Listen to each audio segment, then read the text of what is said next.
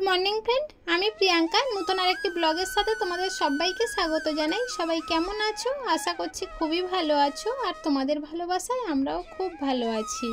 आजकेर एखन बाजे सकाल 6टा और एखन थेके ब्लगटा शुरू करछि।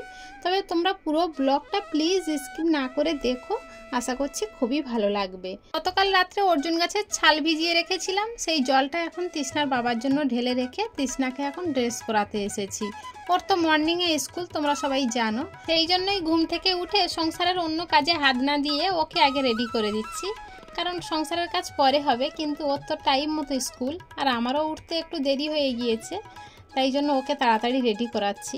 আর ছোট মানুষ তো খুব বদমাইশি করে, সকালে উঠতে চায় না। আর দেখো অবস্থা, ওকে ড্রেস পরাচ্ছি ও আবার বদমাইশি করছে, বেলটা দুবার করে আমার পরাতে হলো।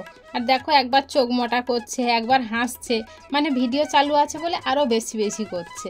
তবে যাই হোক, আমার ভিডিওটা যদি তোমাদের কোনো এক জায়গায় ভালো লেগে থাকে বা হেল্পফুল বলে মনে হয় তাহলে একটু লাইক কমেন্ট করে আমার পাশে থেকো। আমাদের সাথে গল্প করতে করতে এদিকে তৃষ্ণাকে রেডি করে দিয়েছি আর ও ওর বাবার সাথে স্কুলে চলে যাচ্ছে। এইবারে আমি একটু ঠান্ডা মাথায় কাজগুলো করে নিতে পারবো। এইবারে মনে হচ্ছে বাড়িটা একটু ঠান্ডা হয়েছে, যতক্ষণ বাড়িতে থাকে বাড়িটা উত্তপ্ত করে রেখে দেয়। এখন নিস্তব্ধ হয়ে গিয়েছে বাড়িটা।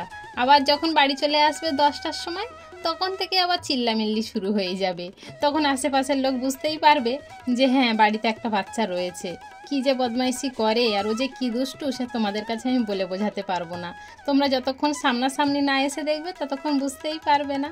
আর সবাই তো দেখে বলে খুব ঠান্ডা, কিন্তু না গো, ও ঠান্ডা নয়। বাড়িতে যা করে সে তো বলার মতো নয়, সেটা করে ঘরের মধ্যে করে, সে তো আর কেউ দেখতে আসে না। তবে যাই হোক, এদিকে কথা বলতে বলতে অনেকটা কাজ এগিয়ে নিয়েছি। ঘর পরিষ্কার করে, বিছানা পরিষ্কার করে, ঝাঁটিয়ে বাইরের সব বাসি কাজ গুছিয়ে রেখে এখন ঘর মুছতে চলে এসেছি। আর এই খেলনাগুলো দেখছো, এগুলো কিন্তু আমার সোনামার, এখানে বসেই খেলা করে। মানে আমাদের বারান্দার মধ্যে তো অতটা আর বসার জায়গা নেই, এই জায়গাটা একটু ফাঁকা, তাই এখানে সারাদিন বসে খেলা করে। আর আগের দিন যে গাছ থেকে কুদ্রি ফলগুলো পেড়েছিল তৃষ্ণার বাবা, সেগুলো এই প্লাস্টিকের মধ্যে রেখে দিয়েছে, আর আমি আর দেখার সময় পাইনি। তবে আজকের দেখছি গায়েতে কেমন দাগ দাগ হয়েছে, আর একটা কুদ্রি মনে হয় পচে মতো গিয়েছিল, তার নোংরা সারা ফলের গায়ে লেগেছে। তাই ভালো করে ধুয়ে এনে আর কুচিয়ে নিয়েছি। তবে এই হালকা পেকে গেলে না ফলগুলো একটু টক টক লাগে খেতে, আমার তো খুব ভালো লাগে, কিন্তু যখন একদম কচি অবস্থায় পারলে তখন আর টক লাগে না। তৃষ্ণার বাবা আবার ওইটা খেতে ভালোবাসে। তবে তোমরা তো দেখেছো আমার ছোট একটা গাছ, তবে গাছটার বয়স 1 বছর হয়েছে সবে। আর পুরানো গাছ হলে বেশি ফল দেয়, কিন্তু নতুন গাছ তো এবারে সব ফল তো আর একসাথে ধরে না, আগু পিছু করে ধরে। এবারে এক ফাঁদের মতো করে তুলতে গেলে কেউ পেকে যায়, কেউ কচি থাকে, এইভাবে তুলে নিতে হয়, বুঝেছো? কড়াইতে একটু শুকনো লঙ্কা আর কালো জিরে দিয়ে আজকের কুদ্রি ফলটা ভাজা করছি।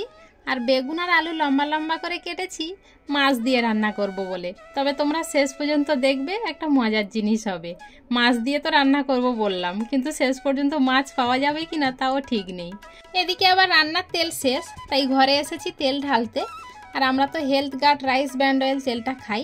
এই তেলটার একটু দাম বেশি হলেও তেলটা কিন্তু আয় দেয় ভালো, আর শরীরের জন্য খুবই উপকারী। তৃষ্ণার বাবার তো হার্টের সমস্যা, সেই জন্য আমি এই তেলটা খাওয়ানোর চেষ্টা করি, কেননা এই তেলটা খেলে গ্যাস অম্বলটা অনেকটাই কম থাকে। আর সব থেকে বড় জিনিস, এই তেলটাতে কোলেস্ট্রল হচ্ছে 0।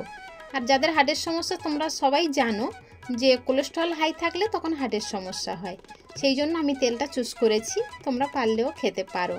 তবে যাই হোক, তোমাদের সঙ্গে একটু আগে তো বললাম মাছ আনার জন্য বেগুন আর আলু লম্বা লম্বা করে কেটেছি, কিন্তু শেষ পর্যন্ত মাছ পাইনি, এনেছে চিংড়ি মাছ। কিন্তু বেগুন আর আলু দিয়ে চিংড়ি মাছ কি ভালো লাগবে? এই সব কথা ভাবতে ভাবতে চিংড়ি মাছগুলো কাটতে বসেছি। তবে আমি আগে চিংড়ি মাছও কাটতে পারতাম না, জানো। পাশের বাড়ির এক ননদ আমাকে চিংড়ি মাছ কাটা শিখিয়েছিল, আর হাতে ধরে দেখিয়ে দিয়েছিল যে চিংড়ি মাছের পিছন দিকে এরকম নোংরা থাকে, তাই পিঠের চালটা এরকমভাবে ফাঁক করে তাই নোংরাটা বের করে নিতে হয়। তো সেইভাবেই আমি এখনও কাটি। আর আজকের মাছগুলো দেখো সব পরিষ্কার করে কেটে নিয়েছি।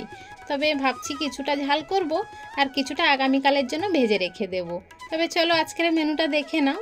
কুদ্রি ফল ভাজা আর ডিমের অমলেট করে সেই বেগুন আলু কেটেছিলাম সেটা দিয়ে একটু কষা কষা রান্না করেছি, আর একটু চিংড়ি মাছের ঝাল করে নিয়েছি। আর বললাম আগামীকালের জন্য কিছুটা চিংড়ি মাছ রেখে দেব, পটল দিয়ে রান্না করব। সেই জন্যই বাটি করে ওই চিংড়ি মাছগুলো রেখে দিলাম আর একটু ঝাল করে নিয়েছি। রান্নাঘরের কাজ সব কমপ্লিট করে রেখে এঁটো থালা বাসন মেজে কালি হাঁড়ি কড়াই মেজে ধুয়ে এনে সব গুছিয়ে রেখে তারপরে নিজে স্নান করে ফ্রেশ হয়ে ঠাকুর ঘরে চলে এসেছি গোপালকে খাবার দিতে। আগের দিন তো তোমরা দেখেছো আমরা দুধ আর আম খেয়েছি, কিন্তু সেদিনে যখন দুধ এনেছিল আমার আর খেয়াল ছিল না, এঁটো পাত্রে ঢেলে ফেলেছিলাম, সেই জন্য আর গোপালকে দেওয়া হয়নি। তাই আজকের এক বাড়ি থেকে গরুর দুধ এনে তাই গোপালকে আমার দুধ দিয়ে ভোগ লাগাচ্ছি। আর আমার গোপাল সোনার দিকে দেখো কত সুন্দরভাবে ঠান্ডা হয়ে বসে রয়েছে, কাউকে কিচ্ছু বলছে না, শুধু সবার দিকে তাকিয়ে দেখছে। তাহলে চলো আজকের ব্লগটা এখানেই শেষ করছি। দেখা হচ্ছে নতুন আরেকটি দিনে নতুন আরেকটি ব্লগের সাথে। ততক্ষণ পর্যন্ত সবাই ভালো থেকো, সুস্থ থেকো আর সবাইকে ভালো রেখো। আর হ্যাঁ, আমায় মনে রেখো।